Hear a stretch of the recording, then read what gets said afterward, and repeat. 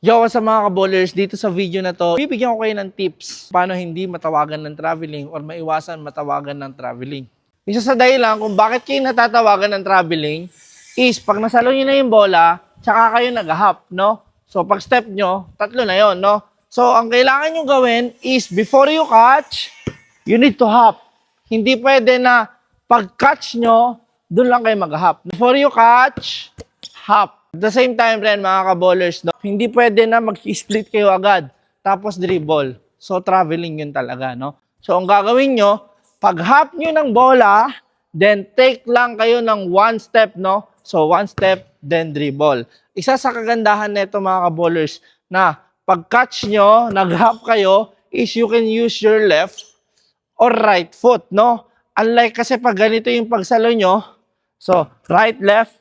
So, ang pang jab step nyo na is yung right foot nyo. No? Hindi nyo na pwede gamitin yung left nyo. Bakit? Kasi matatraveling kayo. Pag in-step nyo pa ng forward, yung left foot nyo. No? So, ang pinakamaganda mga ka-bowlers is pag hop, catch, land with both foot at the same time para pwede kayong mag-jab ng left or jab ng right. Isa sa dahilan kung bakit natatawagan ng traveling is yung pag-dribble ng mataas. Bakit? Kasi pagka-dribble kayo ng mataas, bago mag-land yung bola, nakatake kayo ng 3-step bago tumalbog yung bola sa ground. So, dapat, kapag catch nyo ng bola pa mag-blow by kayo, dapat dito lang yung bola. I-dribble nyo na agad. Huwag nyo nang ipaganon, no? Para hindi kayo matawagan ng traveling, no? So, pagka-step, then, one dribble to pull up, no? So, yun mga ka-bowlers, yung tip ko sa inyo para hindi kayo matawagan ng traveling.